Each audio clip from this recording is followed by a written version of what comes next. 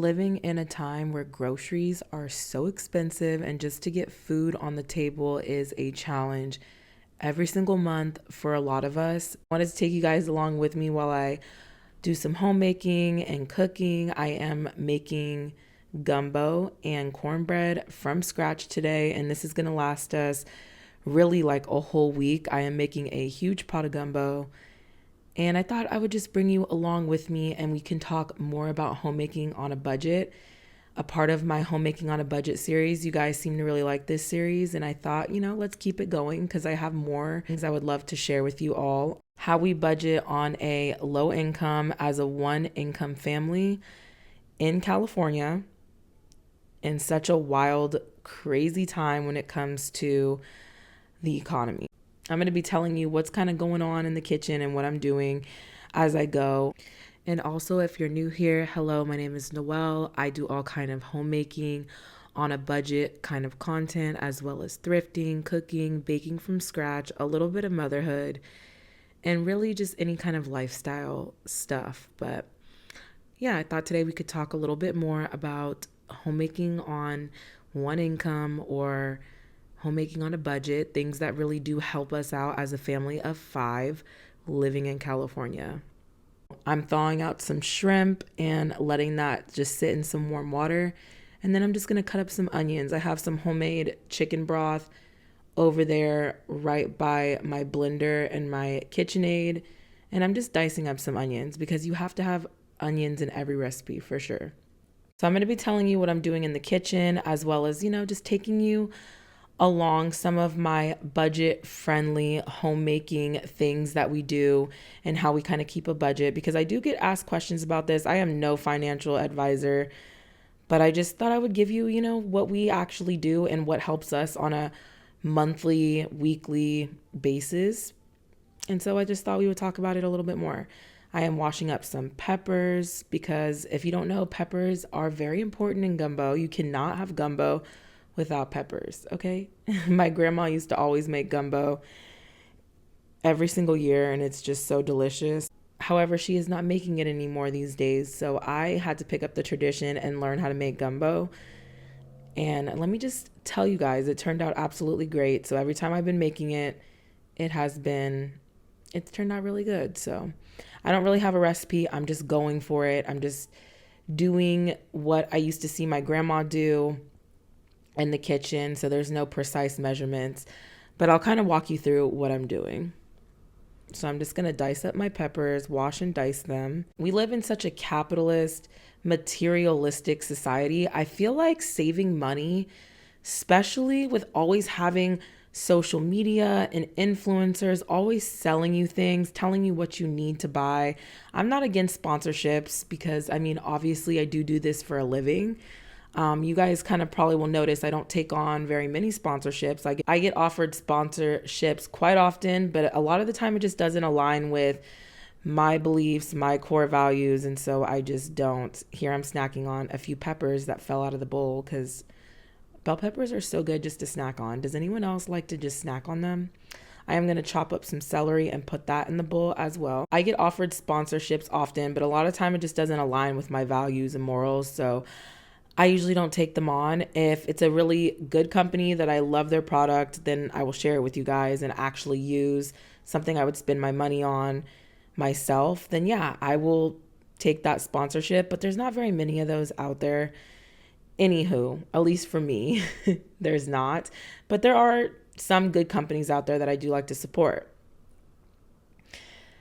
Anyway, my whole point of saying all that is I feel like everywhere you turn, everyone's trying to sell you something all the time. And that's just kind of how it is online. I feel like a lot of us are in that influencer fatigue era where it's just like we're kind of over the rich influencer and seeing them always shoving their wealth down everyone's throats. You know what I mean?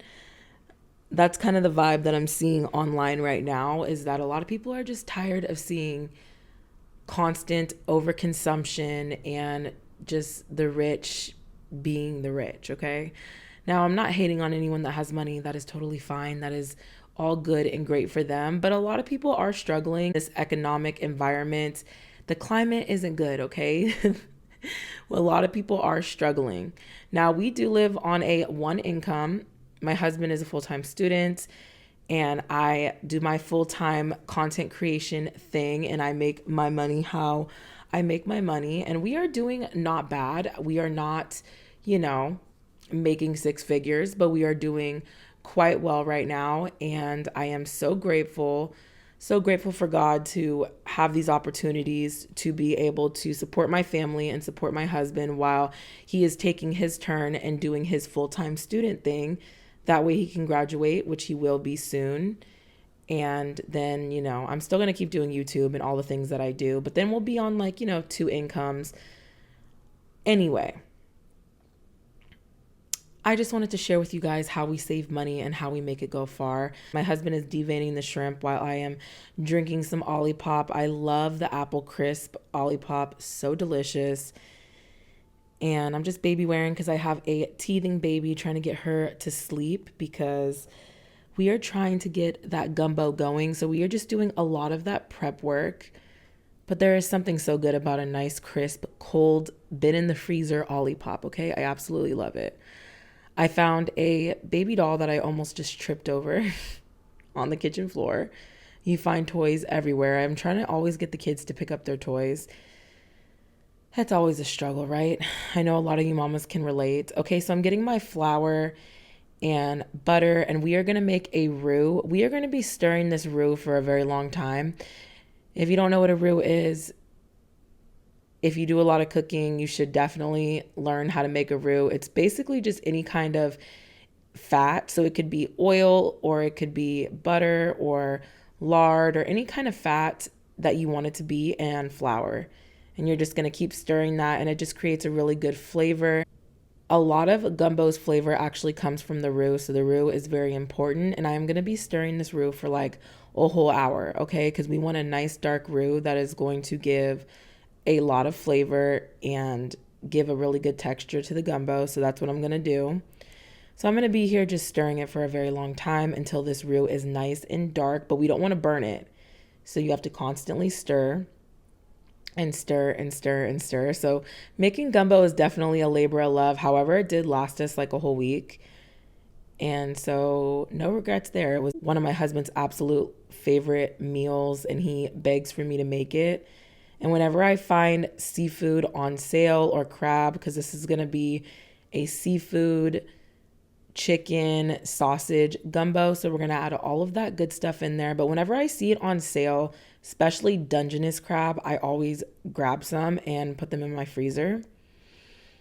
Because whenever they go on sale, it's usually a good deal because they are very expensive normally.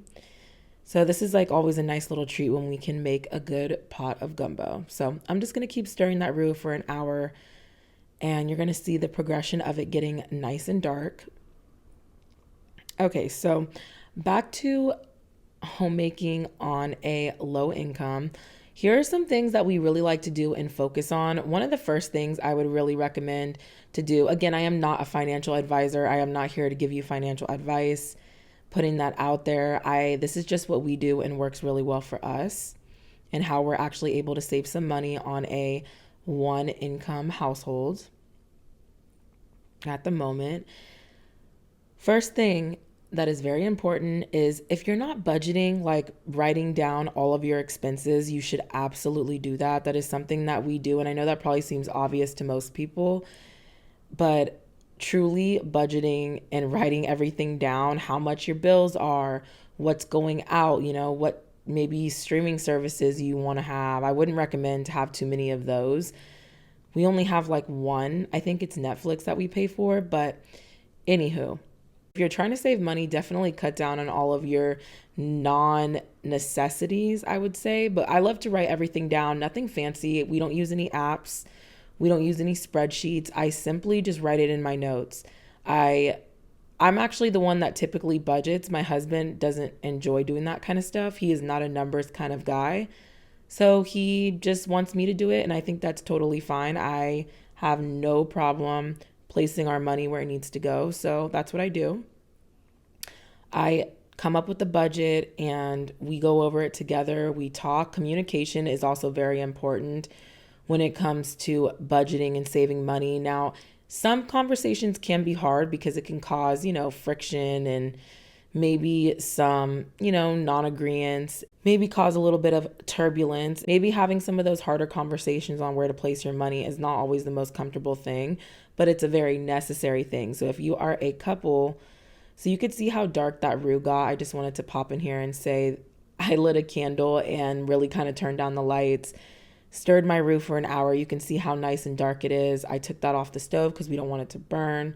And now I'm just erasing some rust because somehow rust got on my cast iron pan and that was not good. So I'm just erasing that. It's the Lodge Rust Eraser. It works really, really well. For just like little spots of rust for your cast irons, highly recommend this thing. I love it. But it really does get those rust stains off really easy. Anywho, so yes, communication, very important when it comes to your finances. You have to make sure you're on the same page when it comes to financial duties and responsibilities, and, come up with how much you can save, if anything, that month. What are you willing to sacrifice? I know a lot of people don't like to talk about their coffee or avocado toast, whatever it is that you're willing to give up on a daily basis. See, you could see like no rust on there. I absolutely love this thing. And that roux is becoming nice and thick and cooled down for our gumbo. So I'm just going to stir that a little bit more just to make sure it's not burning. And now I'm going to cut up some smoked sausages, and then I'm going to put those on the cast iron and have little helpers in the kitchen, as always. Anywho, yes, communication is always very important, and sitting down and really talking to each other about what's going on, what we're spending, maybe something we're saving for, or what have you. And I know a lot of people don't like to talk about what to cut when it comes to their budget, but honestly, for instance, okay, for me, I love coffee. I used to be a Starbucks girly, okay? I used to go to Starbucks on the daily. One, I don't like Starbucks anymore. I don't like their coffee.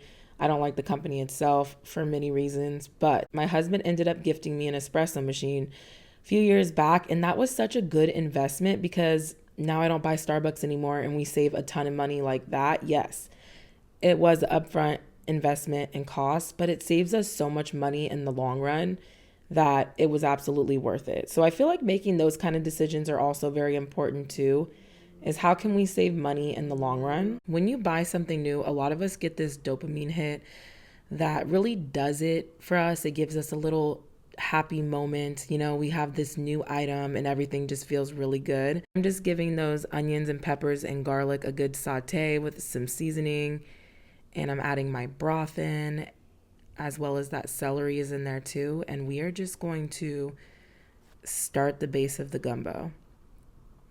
So a lot of us, when we start shopping, we get this really good dopamine hit. I am adding the roux as well right now. From here on out, I'm basically just throwing things in the pot and we are going to make this gumbo. So yeah, a lot of us get this dopamine hit that makes us happy, and we have this sense of joy, this happy feeling when we buy new things. And I find that when you replace that dopamine hit for the people that really do like to shop, because I used to love to shop, and just finding joy in the mundane of the things around you. Like, for instance, here are a few examples that replace that dopamine hit for me, because I really don't shop very much, you guys. Like, I go thrifting here and there, and that's kind of it. I really don't do a lot of shopping. And this is kind of how I really got out of that mindset. I just look around me and look for the little joy dopamine hits that I get on a daily basis. This might not work for everybody. I am adding Slap Your Mama seasoning in here. It is going to be spicy because we like a spicy gumbo, but I also put some aside for the kids so they don't have the spicy gumbo because they're not going to like that. Anyway, but yeah, finding joy in those simple things, like watching my children learn every day and getting to be around them, is just really does it for me, as well as just spending quality time, going for walks, learning a new recipe, perfecting a recipe I've been working on. Those kind of dopamine hits really do it. Having a good cup of coffee. I know it's different for everybody, but that is something that I really started focusing on, is how can I be happy and get those dopamine hits in my everyday life. Also prayer, worship. I know not everybody is, a believer, but I am. So those things really do help me and lift my spirits. And I definitely get like this really happy, joyful feeling. And I don't ever really feel the need to shop.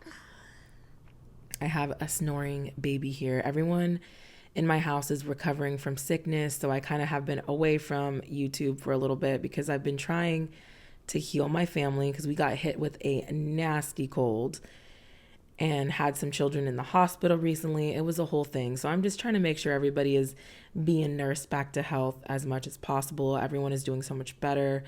We are on the mend. So apologies for a video coming out, so much later than what I would like it to. But, life is just like that with kids sometimes. And that is just okay. I'm just happy everyone is starting to feel better. I am making a quick cornbread to go with our gumbo because gumbo and cornbread are just a match made in heaven. Anywho, so yes, finding those simple joys, getting that dopamine hit from those little things in life truly made my shopping habits change. And now when I go shopping, I just really am able to see wants and needs because I know that this one item that I'm getting is not going to do much for me in the long run. So that is something, a mindset change is a really good place to start when it comes to trying to save money, for sure. Also getting out the house and kind of shaking up the week a little bit with free entertainment such as parks, libraries, all of that kind of stuff where you don't have to spend a lot of money, farmers markets.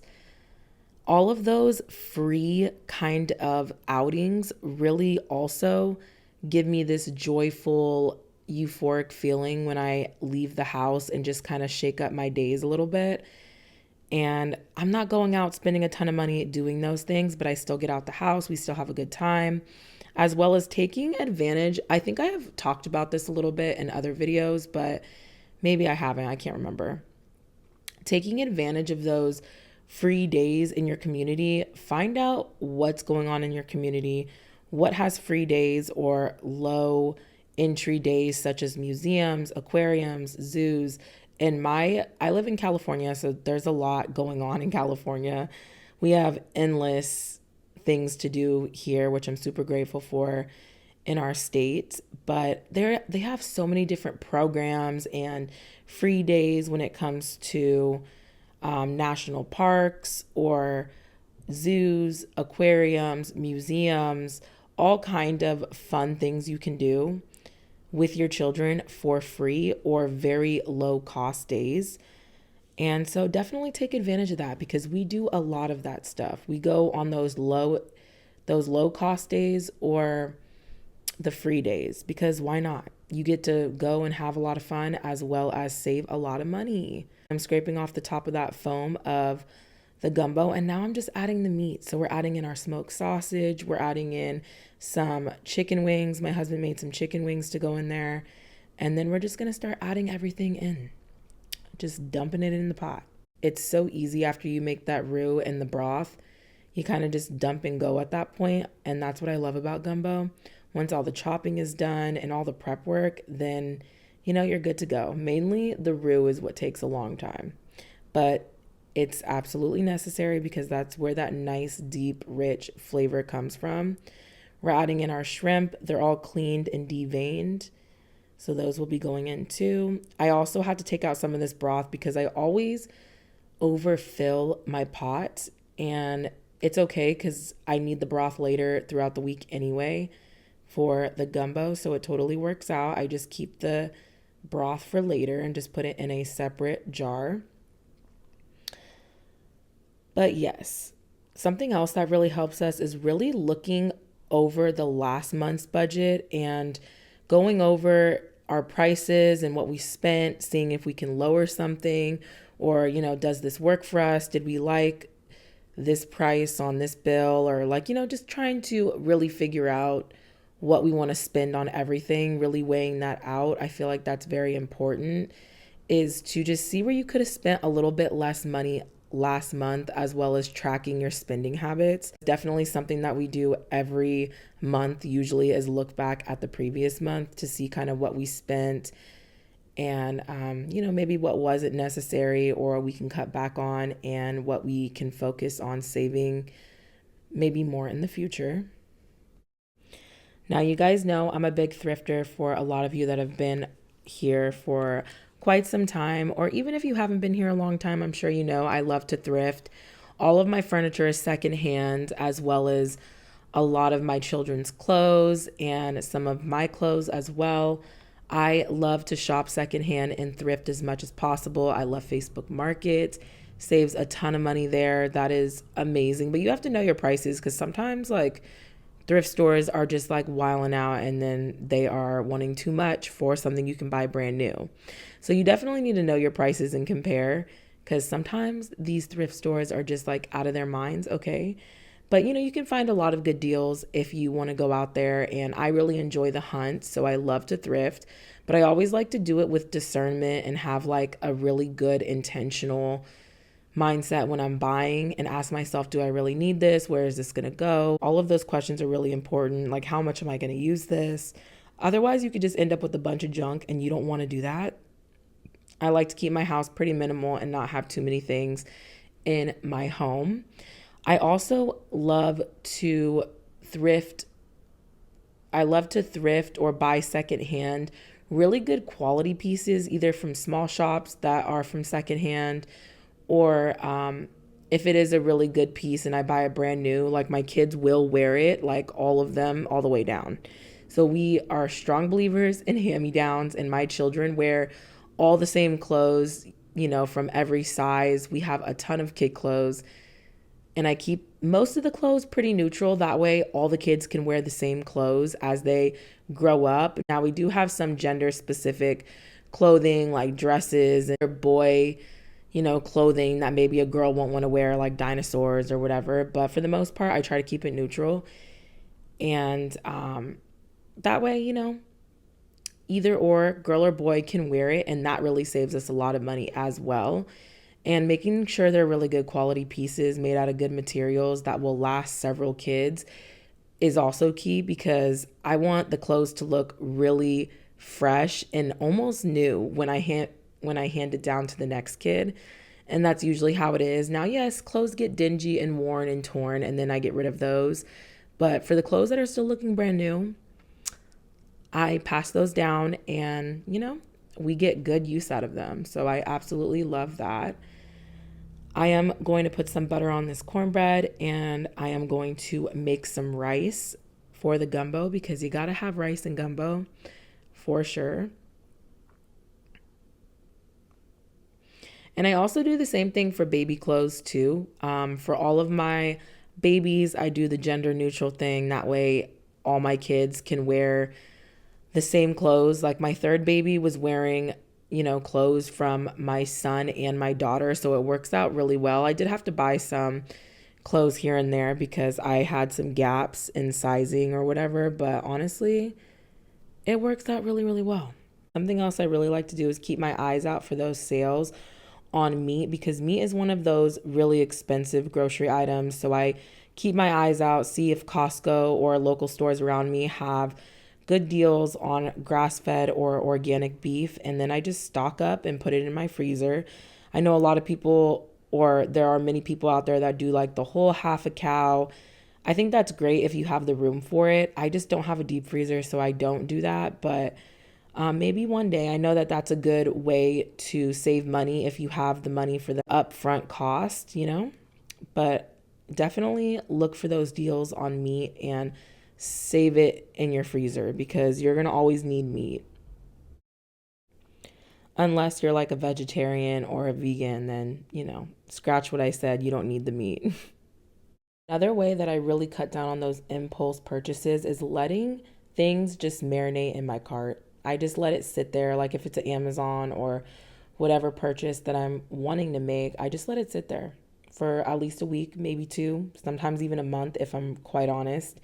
And then just really debate whether or not I need it. And a lot of the time I'll forget about that item and prove to myself, like, okay, girl, you did not need that. Or you really just, maybe you wanted it at the time and now you don't really have a use for it. Or I found another solution, what have you. But yeah, that's a huge thing that I do. My husband even laughs at me and is like, you have all this stuff just sitting in the cart. I allow myself to put it in the cart and then I never check out. And yeah, I just kind of go back and see if I really need or really truly wanted anything in that cart that was super necessary. And most of the time, I never buy anything. So I just really wait on those purchases. My husband is over here testing the gumbo and he's super happy because he is such a gumbo fan. And it was absolutely delicious, nice and spicy. Really good with that cornbread. Here is a question I have for you, all of my ladies in the comments. If you have had a child, did you buy maternity wear? And if you did, let me know what it was down below. But for me personally, I didn't have to buy not one maternity piece of clothing really any of my pregnancies, I don't think, but especially this last one, I didn't have to buy anything. I wore almost all of my clothes all the way through, except for a few pants that got a little bit too small because of my belly. But I keep my whole capsule wardrobe. If you don't know what a capsule wardrobe is, it is basically just a whole bunch of pieces that can mix and match together that you can have for a long period of time that all match and kind of go together. I have a lot of dresses. I love dresses. I find them to be so feminine and beautiful and very comfortable. So I have a lot of dresses. I am actually packaging up some gumbo for some friends of my husband's that he's going to give it to at school. So that's what I'm doing there. And just talking to my son. But anywho, yeah, I saved so much money by not having to buy any maternity wear really throughout my pregnancies. I just wore the things that I already had, and I had still room for my belly because I like those comfortable, flowier clothes, and it just worked really, really well for me. And yeah, so let me know, do you guys buy maternity wear or not? But I know some people do and they save like the same clothes over and over again, but I just find that my normal clothes just work perfectly fine, and that is definitely a way that I've saved money in my childbearing years for sure. Another thing, if you're trying to save money, if it's possible, I know everyone's circumstances are different and needs are different, but if you can, it's springtime and let's be real, it's tax season and a lot of us are getting tax returns back. It is spring, it is tax return season, and if you are getting a tax return back, I highly recommend to try and budget and save ahead of time. Kind of know, especially if you have children, you know you get that child tax credit back. I would definitely ahead of time try to talk to your spouse about placing that money, seeing what you guys want to do with it, if it's possible to save most of it or whatever expenses you have that you need to pay, to talk about it ahead of time and make plans for that money and then actually execute the plans. That is a very important thing that I find during this season when it's tax season, because you could save a lot of money. I'm just saying it can give you a really good, healthy bump on your saving. So definitely recommend that this tax season. Is just talk to your spouse and see what's up with that tax return. And if you are able to get any money back and just save it, it can give you a nice boost to that savings account. Anywho, you guys, thank you so much for watching. That's really all I have for you today.